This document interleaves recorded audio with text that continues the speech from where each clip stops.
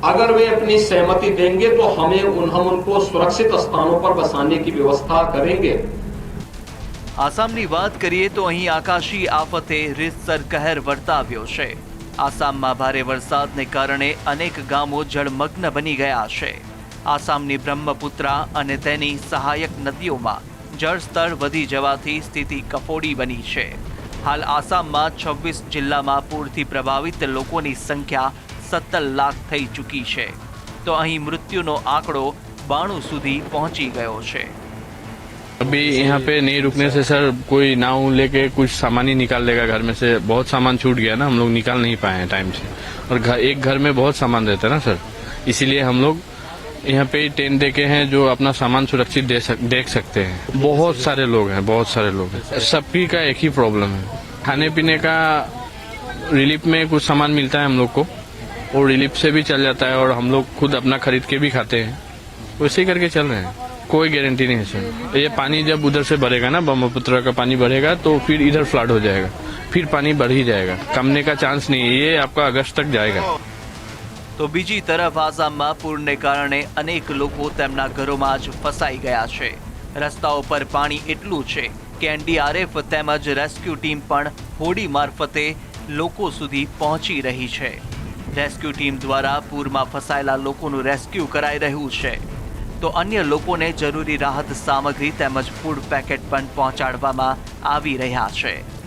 ત્યારે આ આકાશી કહેરથી રાહત મળે તેવું પૂર પીડિત વિસ્તારના લોકો હવે રાહ જોઈ રહ્યા છે। Bureau report, news capital. જેએમઆરએસની ફી વધારા મુદ્દે પહેલીવાર બંને વિદ્યાર્થી પાંખ એક સાથે વિરોધ કરશે। એબીવીપી અને એનએસયુઆઈ ગુજરાતની તમામ જેએમઆરએસ મેડિકલ કોલેજોમાં ફી વધારો પાછો ખેંચવાની માંગ સાથે વિરોધ કરશે।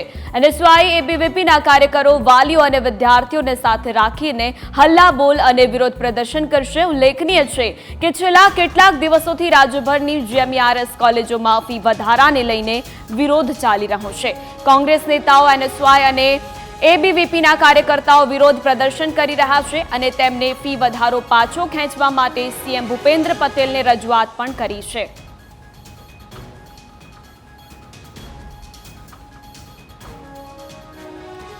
તો આજ મુદ્દે વધુ જાણકારી સાથે સંવાદદાતા આશુતોષ આપણી સાથે જોડાઈ ચૂક્યા છે। આશુતોષ, શું વધુ જાણકારી? કોલેજોમાં સરકારી કોટાથી લઈને એનઆરઆઈ કોટા સુધીમાં લગભગ 67% લઈને 87% જેટલો ફી વધારો કરી દેવામાં આવ્યો છે, અને તેના જ કારણે વાલીઓ અને વિદ્યાર્થીઓ જે છે તે હવે વિરોધ કરી રહ્યા છે। 29મી જૂને નોટિફિકેશન જ્યારે ફીનું બહાર આવ્યું ત્યારથી જ વિરોધનો વંટોળ જે છે તે જોવા મળી રહ્યો છે, અને તેના જ કારણે હવે હાઈકોર્ટ સુધી જવાની તૈયારી વાલી મંડળે બતાવી છે, અને તમામ વાલીઓનું કહેવું છે કે તેઓ હાઈકોર્ટ સુધી લડી દેવા તૈયાર છે। તો બીજી તરફ આજરોજ વિદ્યાર્થી પાંખ છે, એનએસયુઆઈ અને એબીવીપી બંને જેએમઆરએસ કોલેજો છે તેની બહાર વિરોધ કરવાના છે।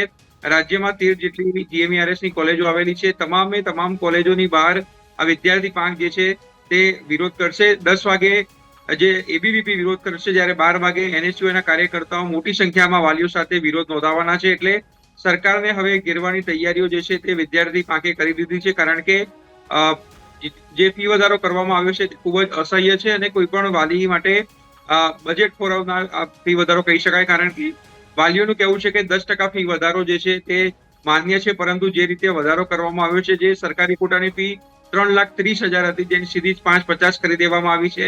ઉપરાંત મેનેજમેન્ટ કોટાની ફી સીધી 9 લાખથી 17 લાખ રૂપિયા કરવામાં આવી છે, અને એનઆરઆઈ કોટાની ફી જે છે તે સીધી $22,000 થી $25,000 કરી દેવામાં આવી છે, જેના કારણે વાલીઓનું બજેટ ખોરવાયું છે। કારણ કે વાલીઓનું એ પણ કહેવું છે કે સરકારે અગાઉથી જાણ કરવી જોઈએ, જેથી કરીને તેમને પ્લાનિંગ કરતા ફાવે, પરંતુ જે રીતે 1 મહિના પહેલા નોટિફિકેશન જાહેર કરવામાં આવ્યું છે તે વિદ્યાર્થીઓ અને વાલીઓ ક્યાંથી મેનેજ કરશે તે પણ એક સૌથી મોટો પ્રશ્ન છે। અને અનેક વાલીઓનું એવું પણ કહેવું છે કે જો વિદેશમાં વિદ્યાર્થીઓ અભ્યાસ કરવા જાય તો આટલો જ ખર્ચામાં તેઓ જે છે તે અભ્યાસ બહાર કરી શકે છે, કારણ કે સરકાર જે છે તો ગુજરાતમાં અભ્યાસ કરે તો 6 લાખ રૂપિયા જેટલી લોન અને સબસિડી આપે છે, તો બીજી તરફ વિદેશ અભ્યાસ કરવા જાય તો 15 લાખ રૂપિયા લોન સરકાર જે છે આપી રહી છે। તો શું કામ તેમનો બાળક જે છે તે વિદેશમાં અભ્યાસ કરવા ન જાય તે પણ એક સૌથી મોટો પ્રશ્ન છે। એટલે વાલીઓનું એ પણ કહેવું છે કે જો ફી ઘટાડો નહીં થાય તો તેઓ પોતાના બાળકોને વિદેશ મોકલશે, અને જે ગુજરાતનું ધન છે, જે રૂપિયા છે તે બહારના દેશોમાં ઇન્વેસ્ટ થશે। એટલે જો સરકારે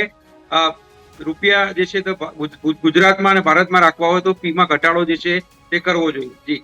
જી આશુતોષ, સમગ્ર વિગત બદલ આપનો આભાર. તો વડોદરા હરણી બોટ દુર્ઘટના મુદ્દે આજે સુનાવણી. હાઈકોર્ટના આદેશ બાદ સરકાર રજૂ કરશે જવાબ. હાઈકોર્ટે પૂર્વ કમિશનર વિરુદ્ધ શિક્ષાત્મક પગલાં લેવા માટેના આદેશ કર્યા હતા. હાઈકોર્ટના આદેશ બાદ હજુ સરકારે કોઈ જ પગલાં નથી લીધા. HS પટેલ અને વિનોદ રાવ સામે પગલાં લેવા માટે આદેશ કરવામાં આવ્યો છે. વધુ જાણકારી સાથે સંવાદદાતા જયેશ.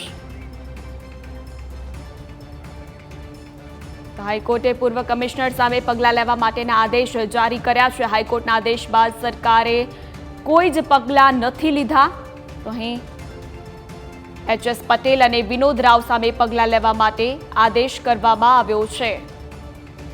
તો હાઈકોર્ટે પૂર્વ કમિશનર વિરુદ્ધ શિક્ષાત્મક પગલાં લેવા માટેના આદેશ કર્યા છે. વડોદરાની હાઈકોર્ટના આદેશ બાદ સરકાર જવાબ રજૂ કરશે. વડોદરા હરણી બોટ દુર્ઘટના મુદ્દે આજે સુનાવણી થવાની છે. હાઈકોર્ટે પૂર્વ કમિશનર સામે પગલાં લેવા માટે હાઈકોર્ટના આદેશ બાદ સરકારે હજુ સુધી કોઈ પગલાં નથી લીધા. તો HS પટેલ અને વિનોદ રાવ સામે પગલાં લેવા માટે હાઈકોર્ટે આદેશ કરી દીધો છે. વડોદરા હરણી બોટ દુર્ઘટના મુદ્દે આજે સુનાવણી. તો હાઈકોર્ટના આદેશ બાદ સરકાર જવાબ રજૂ કરવાની છે. હાઈકોર્ટે પૂર્વ કમિશનર વિરુદ્ધ શિક્ષાત્મક પગલાં લેવા માટેના આદેશ કર્યા હતા. હાઈકોર્ટના આદેશ બાદ હજુ સરકારે કોઈ પણ પગલાં નથી લીધા. HS પટેલ અને વિનોદ રાવ સામે પગલાં લેવા માટેના આદેશો કરવામાં આવ્યા છે. તો હરણી બોટ દુર્ઘટનામાં અનેક જે બાળકો છે તેમના ડૂબી જવાથી મોત નીપજ્યા હતા. તો તેને લઈને આજે સુનાવણી હાથ ધરાવવાની છે. હાઈકોર્ટના આદેશ બાદ સરકાર જવાબ પોતાનો રજૂ કરશે. હાઈકોર્ટે પૂર્વ કમિશનર વિરુદ્ધ શિક્ષાત્મક પગલાં લેવા માટેના આદેશો જારી કર્યા છે. તો હાઈકોર્ટના આદેશ બાદ હજુ પણ સરકાર દ્વારા કોઈ જ પગલાં લેવામાં નથી આવ્યા. આજે સુનાવણી હાથ ધરવાની છે. HS પટેલ અને વિનોદ રાવ સામે પગલાં લેવા માટેના આદેશો કરવામાં આવ્યા છે. હરણી બોટ દુર્ઘટનાનો આ સમગ્ર મામલો છે. આજે હાઈકોર્ટમાં સુનાવણી થશે. હાઈકોર્ટના આદેશ બાદ સરકાર રજૂ કરશે જવાબ. હાઈકોર્ટે પૂર્વ કમિશનર વિરુદ્ધ શિક્ષાત્મક પગલાં લેવા માટેના આદેશ કર્યા છે. હાઈકોર્ટના આદેશ બાદ હજુ પણ સરકારે કોઈ પણ પગલાં નથી લીધા અને HS પટેલ અને વિનોદ રાવ સામે પગલાં લેવા માટેના આદેશ કરવામાં આવ્યા છે. તો હાઈકોર્ટે પૂર્વ કમિશનર વિરુદ્ધ શિક્ષાત્મક પગલાં લેવા માટેના આદેશ કર્યા છે. જે બાદ હાઈકોર્ટના આદેશ બાદ સરકાર જવાબ રજૂ કરશે. વડોદરા હરણી બોટ દુર્ઘટના છે તેને લઈને સુનાવણી હાથ ધરાવવાની છે. અનેક જે ભૂલકાઓ હતા તેમના ડૂબી જવાથી આ દુર્ઘટનામાં મોત નીપજ્યું હતું, જેને લઈને તપાસ પણ કરવામાં આવી અને અનેક લોકોની સંડોવણી પણ હતી. તો આજે વડોદરા હરણી બોટ દુર્ઘટના મુદ્દે આજે સુનાવણી થવાની છે. હાઈકોર્ટના આદેશ બાદ સરકાર પોતાનો જવાબ રજૂ કરવાની છે. હાઈકોર્ટે પૂર્વ કમિશનર વિરુદ્ધ શિક્ષાત્મક પગલાં લેવા માટેના આદેશ જારી કર્યા. તો આજ મુદ્દે વધુ જાણકારી સાથે સંવાદદાતા જયેશ આપણી સાથે જોડાઈ ચૂક્યા છે. જયેશ, શું વધુ જાણકારી? આજે સુનાવણી હાથ ધરાવવાની છે. ચોક્કસથી જે પ્રકારે છે 2 દિવસ પહેલા હરણી બોટ દુર્ઘટના મામલે હાઈકોર્ટનો જે લેખિત આદેશ છે તે સામે આવ્યો હતો અને ત્યાંમાં એક મોટી જે ખુલાસો થયો હતો કે હાઈકોર્ટ દ્વારા એ પ્રકારના આદેશ છે તે આપવામાં આવ્યા હતા કે જે પૂર્વ મનપા કમિશનર રહી ચૂક્યા છે એવા વિનોદ રાવ અને HS પટેલ સામે શિક્ષાત્મક પગલાં લેવા માટે સરકારને હાઈકોર્ટ દ્વારા આદેશ છે તે આપવામાં આવ્યા હતા. ત્યારે અત્યાર સુધીમાં આ પ્રથમ એવી ઘટના હશે કે કોઈ મોટા ઉચ્ચ અધિકારીઓ છે, જે IAS અધિકારીઓ, તેની સામે કાર્યવાહી કરવા માટે ખુદ હાઈકોર્ટ દ્વારા છે તે આદેશ આપવામાં આવ્યા હોય. ત્યારે અગાઉ અનેક આવી પ્રકારની ઘટનાઓ છે તે ઘટી ચૂકી છે, જેમાં સુરતનો તક્ષશિલા કાંડ હોય કે પછી મોરબી બ્રિજ દુર્ઘટના હોય કે રાજકોટનો TRP ગેમ ઝોન છે, તેમાં હજુ પણ કોઈ ઉચ્ચ અધિકારીઓ સામે પગલાં છે તે નથી લેવામાં આવ્યા. અને એવામાં જે પ્રકારે હાઈકોર્ટમાં આ સુઓ મોટો અરજી ઉપર સુનાવણી છે તે થઈ હતી ને ત્યારબાદ લેખિત આદેશ આવ્યો અને તેમાં જે સરકારના GAD વિભાગ છે તેને આદેશ કરવામાં આવ્યો કે જે ઓલ ઇન્ડિયા સર્વિસ હેઠળની જે તમામ કલમો છે તેના અંતર્ગત છે તે આ બંને IAS અધિકારીઓ છે, જેમાં વિનોદ રાવ કે જેઓ અત્યારે શિક્ષણ સચિવ છે અને તેઓ પણ મનપા કમિશનર રહી ચૂક્યા હતા અને ત્યારબાદ જે HS પટેલ છે કે જેઓ મનપા કમિશનર તરીકે રહ્યા હતા અને 2016માં તેઓ નિવૃત્ત થયા, તેની સામે શિક્ષાત્મક પગલાં છે તે લેવામાં આવ્યા અને શિક્ષાત્મક પગલાં લઈ અને આજે છે 12 તારીખ સુધીમાં સરકાર પાસે જવાબ છે તે માગ્યો હતો કે તમે કઈ પ્રકારના શિક્ષાત્મક પગલાં લીધા છે તેની જાણ કરો, પરંતુ હજુ સુધી છે તે સરકાર તરફથી આ બંને અધિકારીઓ ઉપર કોઈ પગલાં છે તે શિક્ષાત્મક રીતે નથી લેવામાં આવ્યા. તેથી આજે સરકારને છે તે જવાબ રજૂ કરવાનો છે કે જો પગલાં લીધા છે તો કયા પ્રકારના પગલાં લીધા છે અને પગલાં બંને અધિકારીઓ સામે નથી લેવામાં આવ્યા તો શા કારણોને લઈને છે તે આ પગલાં નથી લેવાયા તેનો જવાબ છે તે આજે સરકારે રજૂ કરવો પડશે. ત્યારે જે પ્રકારે હાઈકોર્ટનું વલણ લાગી રહ્યું છે, જે સખ્ત વલણ હાઈકોર્ટ દ્વારા અપનાવવામાં આવ્યું છે, કારણ કે જે પ્રકારે એડવોકેટ જનરલે જે સુનાવણી દરમિયાન એ વાત કબૂલી હતી ખુલ્લી કોર્ટમાં કે મનપા કમિશનરની ચોખ્ખી છે તે બેદરકારી જણાઈ આવે છે, કારણ કે જે પ્રકારે મંજૂરીઓ આપવાની હતી તે મંજૂરીઓ આપવામાં ક્યાંક ને ક્યાંક સ્ટેન્ડિંગ કમિટીએ છે તે કોટિયા મેસર્સને પરમિશન નહોતી આપી, તેમ છતાં પણ બંને મનપા કમિશનરો રહી ચૂક્યા હતા, તેમણે આ સહી છે તે કરી હતી અને ત્યારબાદ મેસર્સ કોટિયાને આ કોન્ટ્રાક્ટ આપવામાં આવ્યો અને તેની બેદરકારીના કારણે અને સ્કૂલની બેદરકારીના કારણે બાળકો અને 2 શિક્ષકોએ જીવ છે તે ગુમાવવા પડ્યા હતા. ત્યારે આ મુદ્દા ઉપર આજે રાજ્ય સરકાર પોતાનો જવાબ છે તે રજૂ કરવાની છે. ત્યારે અલબત્ત મહત્વનું છે કે રાજ્ય સરકારે હજુ સુધી વિનોદ રાવ અને HS પટેલ સામે કોઈ પગલાં નથી લીધા, એવામાં આજે સરકાર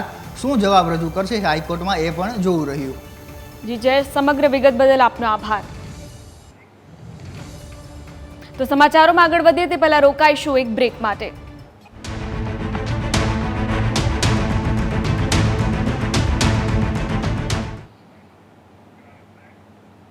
વિરામ બાદ સ્વાગત છે. આગળ વાત કરીએ સમાચારોની તો અંકલેશ્વરમાં ભરતીની જાહેરાત બાદ ધક્કામુક્કીનો મુદ્દો. ઇન્ટરવ્યૂ માટે 500 લોકો જ આવ્યા હોવાનો દાવો કરવામાં આવ્યો. ભરૂચ રોજગાર અધિકારીએ ઘટના મુદ્દે દાવો કર્યો છે. થર્મેક્સ લિમિટેડ કંપનીએ ઇન્ટરવ્યૂ અંગે અમને નહોતી આપી જાણકારી. ઇન્ટરવ્યૂ માટે આવેલા લોકોમાં ધક્કામુક્કી થઈ હતી.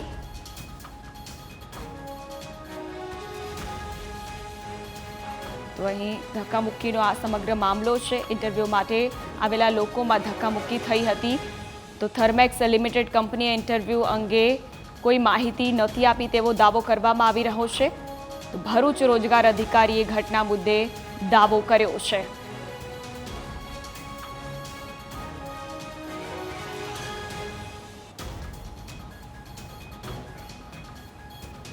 અંકલેશ્વરના દ્રશ્યો અને તે બાદ ગરમાયેલી રાજનીતિથી તમે એવું ચોક્કસ કહી શકો છો કે બેરોજગારી પર રાજનીતિ બદનામ. કોંગ્રેસે રાજ્ય સરકાર પર પ્રહાર કર્યા અને ત્યારબાદ બીજેપીએ કહ્યું કે કોંગ્રેસ નકારાત્મક રીતે વાતને દર્શાવી ગુજરાતને બદનામ કરવા પ્રયાસો કરે છે.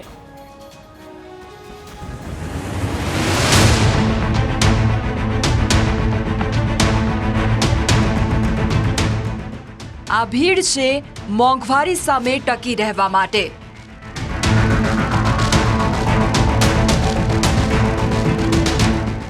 આ ભીડ છે જીવન નિર્વાહ કરવા માટે.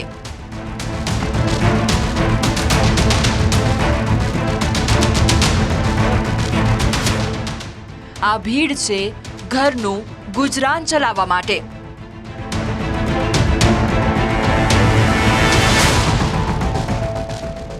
દ્રશ્યમાં તમે જે ભીડ જોઈ તે શિક્ષિત બેરોજગારોની ભીડ છે.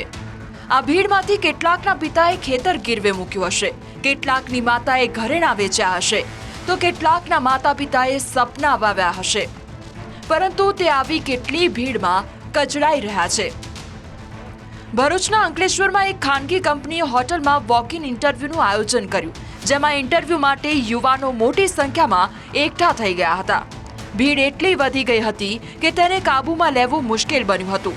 બીજી તરફ નોકરી વાંચકોમાં ધક્કામુક્કી થતા હોટલની બહારની બાજુમાં આવેલી રેલિંગ તૂટતા યુવાનો નીચે પટકાયા હતા.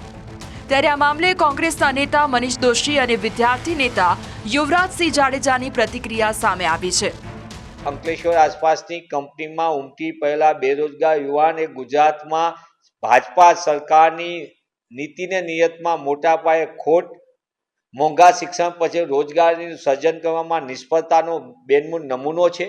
સરકારને પડકાર પર ફેંકું છું કે સરકારની નીતિને નિયત સાફ હોય તો સરકાર જાહેર કરે કે ગુજરાતની કંપનીઓની સ્થાપના માટે વાઇબ્રન્ટના ઓઠા હેઠળ અબજો રૂપિયાના કઈ કંપનીને કેટલા લાભ આપ્યા, આ કંપનીની અંદર કેટલા લોકોને ગુજરાત અને ગુજરાતીઓને કેટલી નોકરીઓનું સર્જન થયું, એમાંથી કેટલી નોકરીઓ આપવામાં આવી અને એમાંથી ગુજરાત અને ગુજરાતીઓને શું ફાયદો થયો તેનો જવાબ પણ ભાજપ સરકાર આપવો પડે. એ બેનર ઉપર બહુ મોટી મોટી ફાંકા ફોજદારી કરવામાં આવે છે કે ગુજરાતમાં સૌથી વધારે રોજગારી આપવામાં આવે છે, ગુજરાત સૌથી વધારે સ્થાનિકોને રોજગારી આપનાર એ રાજ્ય છે. પરંતુ નરી વાસ્તવિકતા એ છે કે જ્યારે ભરૂચના અંકલેશ્વરમાં જ્યારે એક પ્રાઇવેટ સંસ્થા દ્વારા જે ભરતીની રિક્રુટમેન્ટની જાહેરાત કરવામાં આવી, જે વોક ઇન ઇન્ટરવ્યુની જાહેરાત કરવામાં આવી, તેમાં ખાસ કરીને પ્લાન્ટ ઓપરેટર હોય, સુપરવાઇઝર DCS હોય, ફિલ્ટર મિકેનિકલ હોય, આવા પદ માટે વેકેન્સીની જ્યારે જાહેરાત એટલે કે રિક્રુટમેન્ટની જ્યારે જાહેરાત કરવામાં આવી ત્યારે 20 થી 25 પદો માટે હજારો વિદ્યાર્થી ઉમટી પડ્યા અને જે વ્યવસ્થા તંત્ર હોય એ વ્યવસ્થા તંત્ર ખોરવાઈ ગયું. અને જોવા જઈએ તો દરેક જગ્યાએ આવી જ પરિસ્થિતિ છે. કેમ કે સરકારી રોજગારીની વાત આવે તો 1800 જેટલા તલાટીના પદ બહાર પડે અને 32 લાખ જેટલા ફોર્મ ભરાય છે. અને એ જ રીતે અત્યારે વર્તમાનમાં જોવા જઈએ તો ખાનગી રોજગારીની જો વાત આવે કે ભાઈ અર્ધ સરકારી રોજગારીની જો વાત આવે તો તેમાં પણ સરકાર જે સ્થાનિકોને જે મહત્વ આપવું જોઈએ એ સ્થાનિકોને મહત્વ નથી આપતી અને બહારના જે છે એને વધારે મહત્વ આપે છે. એટલે ક્યાંક ને ક્યાંક જે સ્થાનિક રોજગારીનો પણ પ્રશ્ન છે. બહાર સાથેના ઉચ્ચ કક્ષાના ભણતર બાદ નોકરી મેળવવા માટે યુવાનોએ આટલી હદે પડાપડી કરવી પડે છે. ક્યાં છે સરકાર? જુઓ આ ભીડ જેમણે તમને ચૂંટણી વખતે વોટની ભીડ કરી હતી. તેમની ભીડમાં કેવી દશા થઈ રહી છે.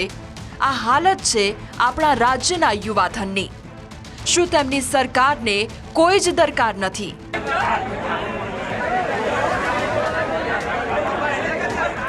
Bureau report, news capital. હવે જોઈએ ફિટનેસ મંત્ર.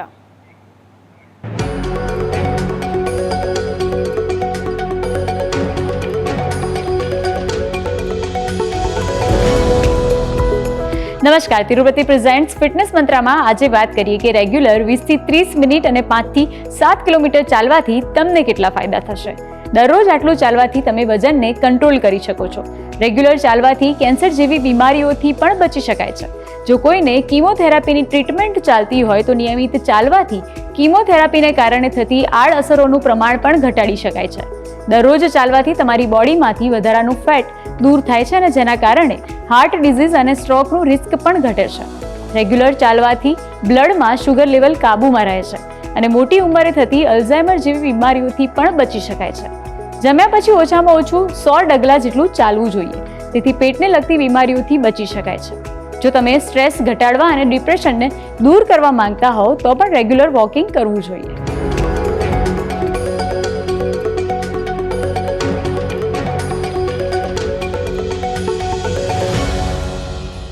બ્રેક બાદ સ્વાગત છે. વિગતવાર સમાચારોની વાત કરીએ તે પહેલા નજર કરીશું હેડલાઇન્સ પર. આ હેડલાઇનના પ્રાયોજક છે Charusat university. Choose Charusat, choose success.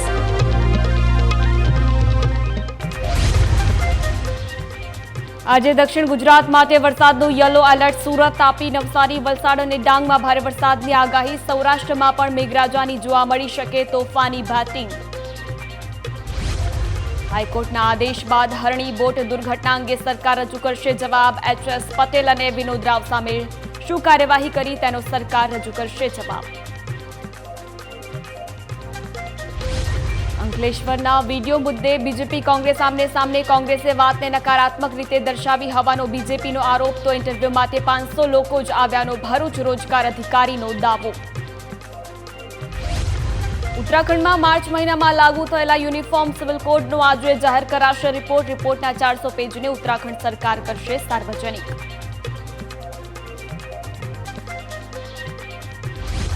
EPFOના 7 crore સભ્યો માટે કેન્દ્રીય નાણાં મંત્રાલયની મોટી જાહેરાત. PF પર મળશે 8.25% વ્યાજ. નાણાં મંત્રાલય એમ્પ્લોઈઝ પ્રોવિડન્ટ ફંડ ડિપોઝિટ માટે વ્યાજ વધારાને આપી મંજૂરી.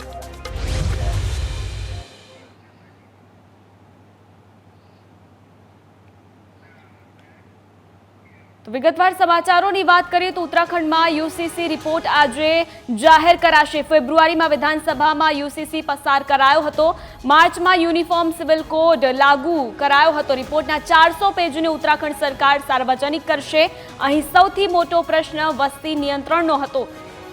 જેનો ઘણો ઉલ્લેખ કરવામાં આવ્યો હતો, પરંતુ જ્યારે યુસીસી લાગુ કરવામાં આવ્યું ત્યારે તેનો કોઈ ઉલ્લેખ નહોતો કરાયો. હવે જ્યારે સરકાર રિપોર્ટ સાર્વજનિક કરશે ત્યારે વસ્તી નિયંત્રણનો સમાવેશ કેમ નહોતો કરાયો તેની પણ માહિતી બહાર આવશે. ઉત્તરાખંડ સરકારે 13 માર્ચ 2024ના રોજ યુસીસી નોટિફિકેશન બહાર પાડ્યું હતું. આ સાથે ઉત્તરાખંડ યુસીસી લાગુ કરનાર પ્રથમ રાજ્ય બન્યું હતું. રાષ્ટ્રપતિ દ્રૌપદી મુર્મુની મંજૂરી મળ્યા બાદ યુસીસી લાગુ કરવામાં આવ્યું હતું. આ સાથે ઉત્તરાખંડમાં લગ્ન, છૂટાછેડા, ઉત્તરાધિકાર અને લિવ ઇન સંબંધો લગતા કાયદા સંપૂર્ણપણે બદલાઈ ગયા છે.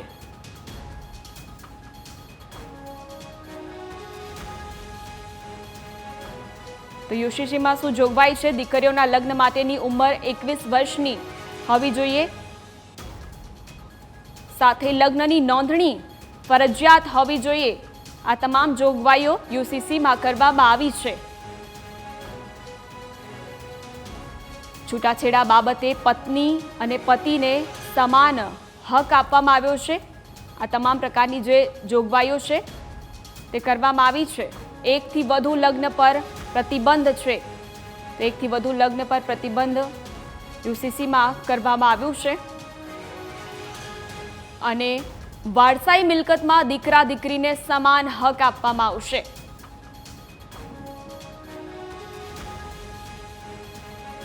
સાથે દરેક વ્યક્તિને દત્તક લેવાનો અધિકાર છે તે પ્રકારની પણ જોગવાઈ યુસીસીમાં કરવામાં આવી છે.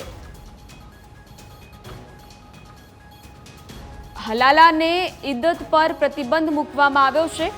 તો યુસીસીમાં હલાલા અને ઇદ્દત પર પ્રતિબંધની જોગવાઈ પણ કરવામાં આવી છે. લિવ ઇન રિલેશનશિપ વિશે જાહેરાત ફરજિયાત કરવાની જે જોગવાઈ છે તે પણ યુસીસીમાં કરવામાં આવી છે. બાળક અનાથ થવાની સ્થિતિમાં વાલીપણાની પ્રક્રિયા સરળ રહેશે. પતિ પત્નીના ઝઘડામાં બાળકોની કસ્ટડી દાદા દાદીને મળશે તેવી પણ જોગવાઈ યુસીસીમાં કરવામાં આવી છે.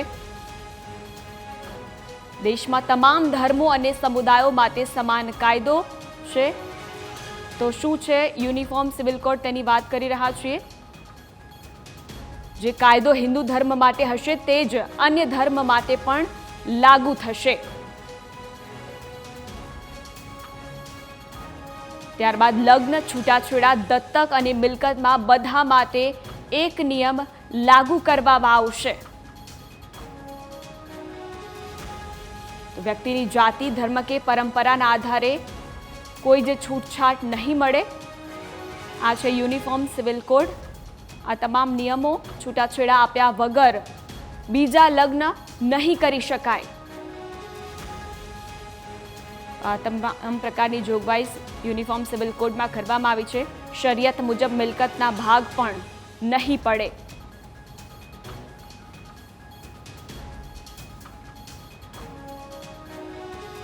વિશ્વમાં ક્યાં યુસીસી લાગુ કરવામાં આવી છે તેની જો વાત કરી લઈએ તો અમેરિકામાં પણ યુસીસી લાગુ કરવામાં આવી છે. સાથે Turkey, Pakistan, Egypt, Sudan, Bangladesh, Thailand, Malaysia, ત્યારબાદ ઇન્ડોનેશિયામાં પણ યુસીસી લાગુ કરવામાં આવી છે. આ વિશ્વના એવા દેશો છે જ્યાં યુસીસી લાગુ કરવામાં આવી છે.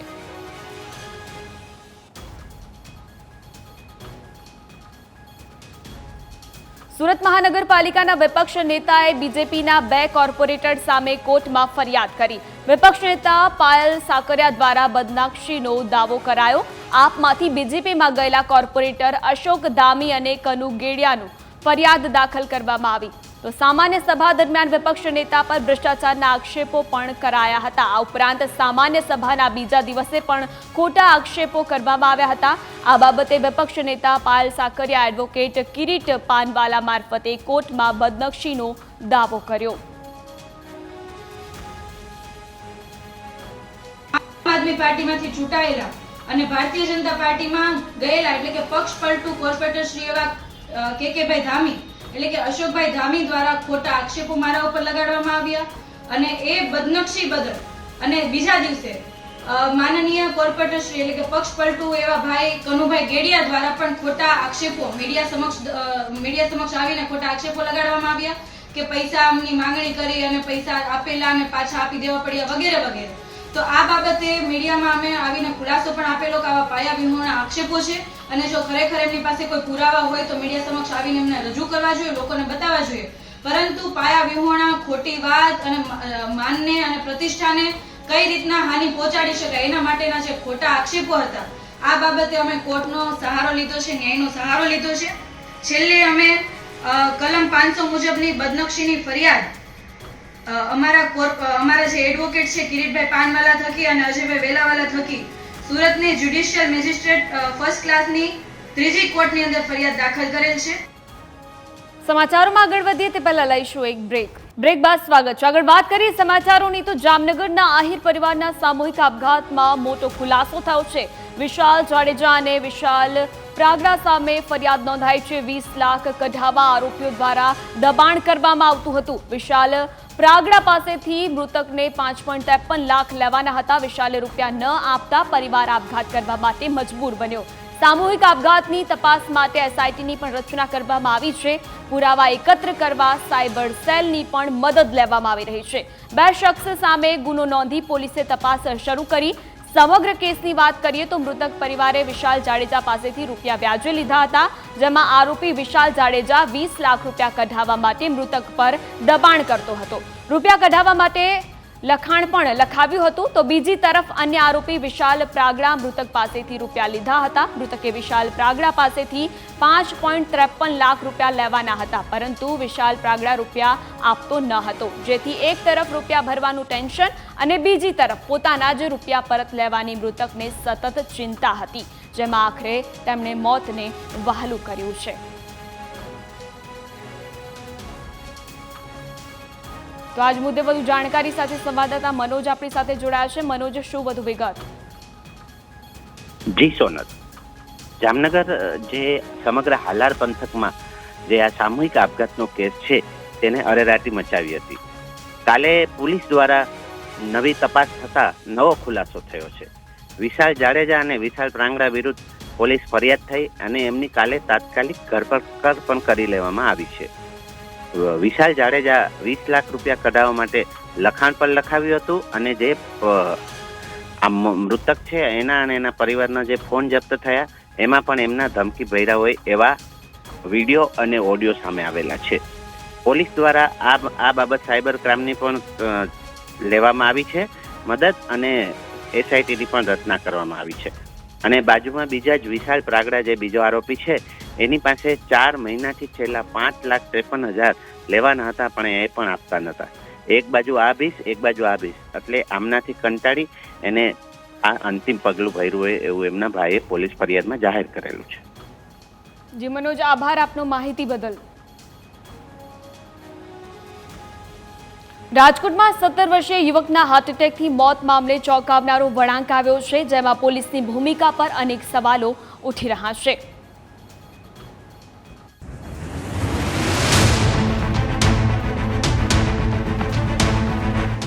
હત્યાને પોલીસે હાર્ટ એટેકમાં ખપાવી.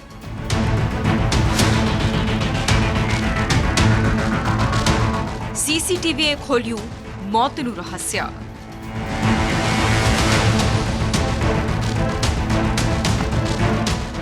પોલીસનું પાપ છાપરે ચઢીને પોકાર્યું.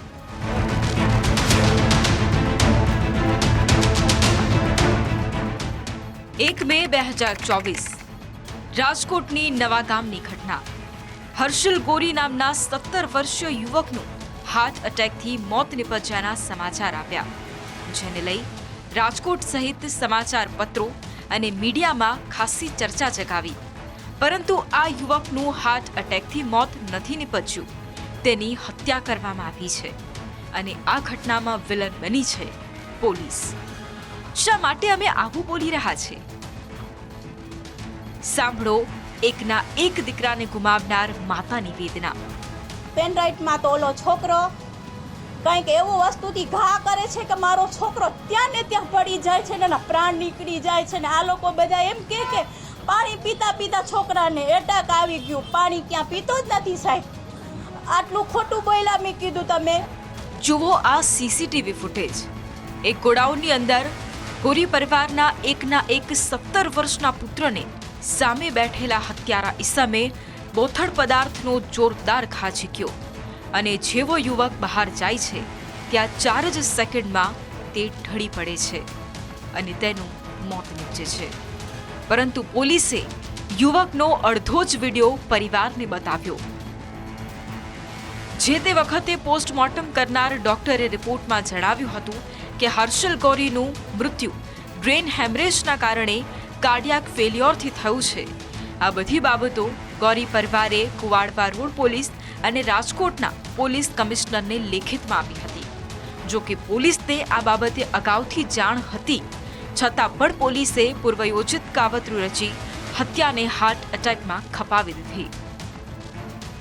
પોલીસવાળાએ અમને 10 દિવસથી હેરાન કરે છે. જે ખૂની છે એની સેવા થાય છે, ચા પાણી ફાંકીઓ આવે ને અમે જે ન્યાય માંગવાળા ગયા અહીંયા ખાધા પીધા વગરના 10 દિવસથી અમે દોડીએ છીએ. અમારું કોઈ ધ્યાન જ નથી દેવતા ને. એક અધિકારી બોલે છે કે તમારે અજય નિમામત બોલે છે કે બેન એમ કે મારી બા આવી વાતો કરતા કહેવતો એના ગામડાની મને સમજમાં કે 2 છોકરા કરાય. તો સાહેબ 2 છોકરા હોય તો મારવા માટે કે આવું અધિકારીને શોભે છે? આવું બોલે છે તો તમામ ઘટનાનો ઘટસ્ફોટ થતા એકનો એક પુત્ર ગુમાવનાર માતા પિતાના આંખના આંસુ નથી સુકાઈ રહ્યા. માતાનો કલ્પાંત તમે સાંભળો. અમારે 2 માણસને હવે કાંઈ જીવનની આશા નથી. અમે મરી જઈશું. બધાના નામ લખતો અમને ન્યાય નહીં મળે તો અમારું તો બધું ગયું, અમારું રાજ આખું લૂંટાઈ ગયું ને આ નરાધામો ફરે છે. મળતી માહિતી મુજબ મૃતક હર્ષલના પિતા જ્યારે ગોડાઉનના મેનેજર પાસે સીસીટીવી ફૂટેજ લેવા ગયા ત્યારે તે પીધેલી હાલતમાં હતો અને આ સમયે મેનેજર શિવજી દારૂના નશામાં કદાચ એ વાત ભૂલી ગયો હશે કે કમલેશભાઈને ફૂટેજ 1-2 રાત્રિના 9:59 પછીના જ આપવાના હતા. પરંતુ આખે આખા ફૂટેજ આપી દેતા સમગ્ર ઘટનાનો ભાંડો ફૂટી ગયો. ત્યારે કહેવાય છે કે કુદરત હંમેશા ન્યાય આપતો હોય છે, જે વાત અહીં ચરિતાર્થ થઈ. ઋષિ દવે, ન્યૂઝ કેપિટલ, રાજકોટ. અમદાવાદના વસ્ત્રાલમાં કપિરાજનો આતંક યથાવત જોવા મળી રહ્યો છે. શ્રીધર પેરાડાઇઝ સોસાયટીમાં બાળકી શિકાર બની છે. જીવલેણ હુમલાથી લોકોમાં ભયનો માહોલ પણ વ્યાપી જવા પામ્યો છે. છેલ્લા કેટલાક દિવસોથી કપિરાજનો આતંક જોવા મળી રહ્યો છે. 2 દિવસ અગાઉ કપિરાજને પાંજરે પુરાયો હતો. આજે ફરીથી કપિરાજનો આતંક સામે આવ્યો છે. સમગ્ર ઘટના સીસીટીવીમાં કેદ થઈ.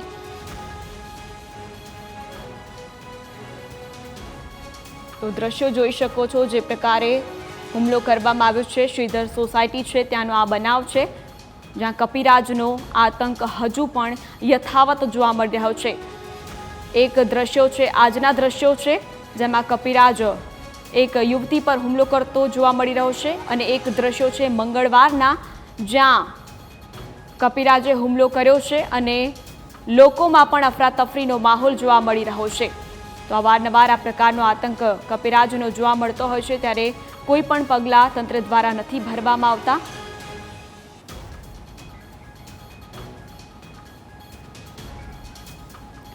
સુરતના લિંબાયતમાં ડુપ્લિકેટ તેલના કૌભાંડનો પર્દાફાશ થયો છે. બ્રાન્ડેડ સ્ટીકર ચોંટાડી વેચવામાં આવતું હતું ભેળસેળયુક્ત તેલ. ₹1850 વેચાતું હતું ડુપ્લિકેટ તેલ. ₹1200ના તેલના ડબ્બા પર બ્રાન્ડેડ સ્ટીકર લગાવેલું હતું. તેલની કંપનીના સ્ટાફે ડુપ્લિકેટ તેલના કૌભાંડનો પર્દાફાશ કર્યો છે. કંપનીના સ્ટાફે પોલીસને સાથે લિંબાયતમાં ચેકિંગ કર્યું. લિંબાયતની 2 દુકાનો પર કંપનીના સ્ટાફે ગ્રાહક બનીને રેકેટ પકડ્યું હતું. તો શ્રી હરિઓમ સુપર સ્ટોરમાં ડમી ગ્રાહક બનીને તેલની ખરીદી કરવા માટે ગયા હતા, જેમાં બંને વેપારીઓનો નકલી તેલનો ભાંડો ફૂટી ગયો છે. લિંબાયત પોલીસને બંને દુકાનમાંથી તિરુપતિ કપાસિયા તેલના 3 ડબ્બા મળ્યા હતા. પોલીસે નકલી તેલના 3 ડબ્બા, સ્ટીકર અને બૂચ સહિતનો મુદ્દામાલ જપ્ત કર્યો છે. માલિક લાલારામ કાનુજી તેલી અને મદનલાલ ભેરુલાલ પ્રજાપતિની ધરપકડ કરી લીધી છે.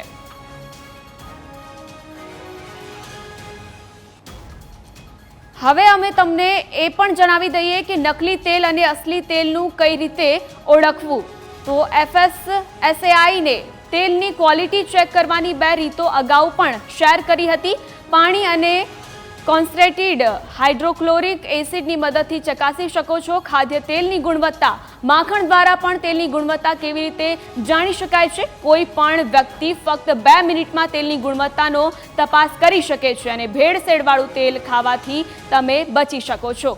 તો FSSAI એ TOCPની મદદથી તૈયાર ભેળસેળવાળા તેલની તપાસ કરવાની રીત પણ શેર કરી. તેમાં કેમિકલ કમ્પાઉન્ડનો ઉપયોગ થયો છે કે નહીં તેને સમજવા માટે એક સેમ્પલ ટેસ્ટ કર્યો છે. સૌથી પહેલા 2 અલગ અલગ ગ્લાસમાં લગભગ 2 મિલીલીટર તેલ લો. ત્યારબાદ બંને ગ્લાસમાં માખણનો એક નાનકડો ટુકડો નાખો. માખણ નાખ્યા બાદ તમને શુદ્ધ તેલમાં કોઈ બદલાવ જોવા નહીં મળે, પરંતુ ભેળસેળવાળા તેલની ઉપરની સપાટીનો રંગ બદલાઈને લાલ થઈ જશે. આ ઉપરાંત જો ખાવાના તેલમાં મેટનિલ યલો જેવા કોઈ પણ કલરનો ઉપયોગ થયો છે તો તમે ઘણી સરળતાથી તેને ડિટેક્ટ કરી શકો છો. તો FSSAI પ્રમાણે એક ટેસ્ટ ટ્યુબમાં લગભગ 1 ml તેલ નાખો અને લગભગ 4 ml પાણી મિલાવીને તેને સારી રીતે ભેળવો. હવે કોઈ અન્ય ટ્યુબમાં આનું 2 ml મિશ્રણ નાખો અને પછી 2 ml કોન્સન્ટ્રેટેડ હાઇડ્રોક્લોરિક એસિડ ભેળવો. તેમાં જોશો કે શુદ્ધ તેલના ઉપરના લેયરનો કલર બિલકુલ નહીં બદલાય, જ્યારે ભેળસેળવાળા તેલના ઉપરના લેયરનો કલર બદલાઈ જશે. આ રીતે તમે શુદ્ધ અને ભેળસેળવાળા તેલની વચ્ચેનો ફરક સરળતાથી સમજી જશો.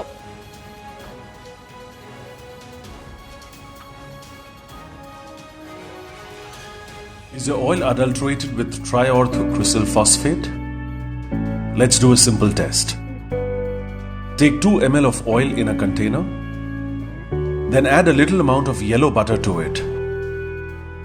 The unadulterated oil remains unchanged. Adulterated oil immediately changes color and turns red.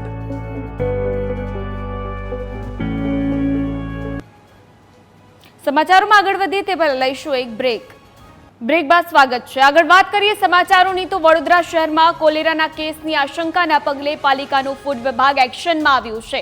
શહેરના વિવિધ વિસ્તારોમાં પાણીપુરી વિક્રેતાઓને ત્યાં ફૂડ વિભાગે દરોડા પાડી અખાદ્ય ચીજવસ્તુઓનો સ્થળ પર જ નાશ કર્યો હતો. મહત્વનું છે કે કોલેરાના શંકાસ્પદ કેસને લઈને સ્ટેન્ડિંગ ચેરમેન દ્વારા બેઠક બોલાવવામાં આવી હતી, જેમાં ફૂડ વિભાગને આદેશ આપવામાં આવ્યા હતા. આદેશ બાદ ફૂડ વિભાગે શહેરના અલગ અલગ વિસ્તારોમાં દરોડા પાડી કાર્યવાહી હાથ ધરી છે.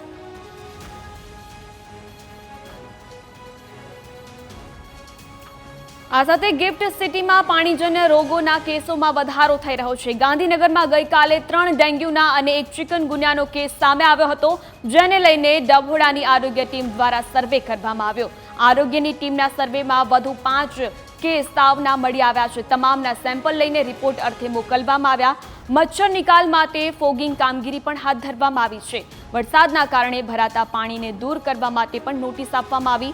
જે વિસ્તારમાં રોગચાળો વકર્યો છે તે વિસ્તારમાં રહેતા શ્રમિકોને મચ્છરદાની આપવામાં આવી છે. 3 કેસ ડેન્ગ્યુ પોઝિટિવ રિપોર્ટ થયા છે અને 1 કેસ ચિકનગુનિયાનો રિપોર્ટ થયેલો છે. મુખ્યત્વે રતનપુર વિલેજની આજુબાજુ ચિકનગુનિયા વાળો જે કેસ છે રતનપુર વિલેજના ખેતર વિસ્તારમાં રહે છે, પણ એ કામગીરી કરવા માટે નક્ષત્ર કરીને જે સાઇટ છે આપણી ગિફ્ટ સિટીમાં ત્યાં જતા હોય છે. અને 3 કેસ જે ડેન્ગ્યુના રિપોર્ટ થયા છે એ ત્યાંની સેવી કરીને કરીને એક લેબર કોલોની છે ત્યાંના આનંદનગર 1, 2 અને 3 એ રીતના ભાગ પાડેલા છે. ત્યાં લગભગ 300-350 જેટલા મજૂરો ત્યાં રહેતા હોય છે, ત્યાં ગિફ્ટ સિટીમાં જ કામ કરતા હોય છે. એમાંથી 3 કેસ ડેન્ગ્યુ પોઝિટિવ રિપોર્ટ થયેલા છે. પાટણ પંથકમાં વરસાદ બાદ ઈયળનો આતંક જોવા મળ્યો છે. પાટણ તાલુકાના સબોષણ સહિત ગામોમાં ઈયળનો આતંક જોવા મળ્યો છે. ઈયળના આતંકથી ગ્રામજનો ત્રસ્ત થયા છે. લોકોના ઘરોમાં ઈયળનો પગ પેસારો જોવા મળી રહ્યો છે. તો ઈયળના કારણે લોકોને ભારે હાલાકીનો સામનો કરવાની પણ ફરજ પડી. તો દવાનો છંટકાવ છતાં ઈયળનો કોઈ નિકાલ નથી આવ્યો.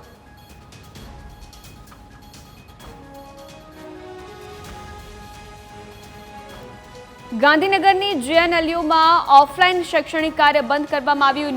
યુનિવર્સિટીના કેમ્પસમાં જીવજંતુનો ત્રાસ વધતા આ નિર્ણય કરવામાં આવ્યો છે. યુનિવર્સિટી આગામી 31 જુલાઈ સુધી રજા જાહેર કરી. વિદ્યાર્થીઓ ઓનલાઈન ઘરેથી અભ્યાસ કરી શકશે.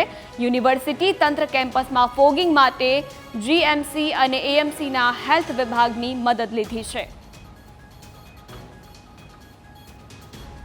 बहुत ज़्यादा हो गए इसलिए बच्चे बहुत परेशान हो गए, रात नहीं सो सकते, सडनली वो अंदर आ जाते हैं, ऐसा ऐसा था। तो इसलिए हम लोग सोचा हम लोग इफेक्टिवली पेस्ट कंट्रोल करना, तो बच्चे हॉस्टल में थोड़ा कम हुआ तो अच्छा रहेगा, क्योंकि बहुत लोग हैं तो पूरा हॉस्टल भर गए, तो हम लोग पेस्ट कंट्रोल किए तो वो लोग इनहेल करते हैं ना, वो श्वास में वो प्रॉब्लम दिक्कत होगा। सो बच्चे थोड़ा एटलीस्ट थोड़ा खाली हो गए तो हम लोग ईजी ज़्यादा इफेक्टिवली कर सकते हैं पेस्ट कंट्रोल।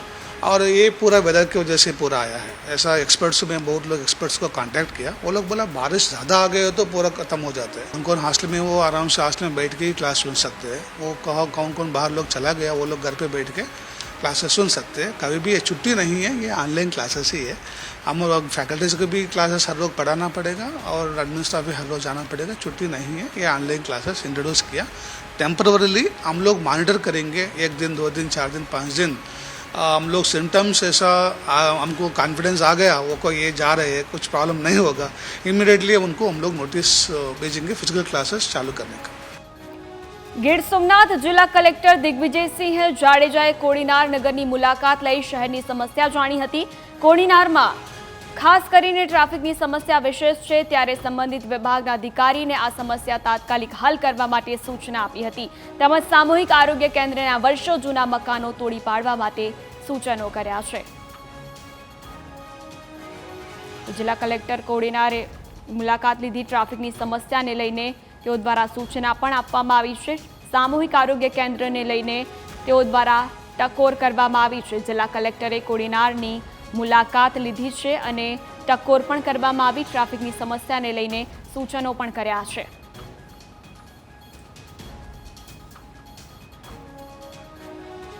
તો હાલ સમાચારોમાં બસ આટલું જ। વધુ સમાચારો માટે આપ જોતા રહો ન્યૂઝ કેપિટલ। નમસ્કાર।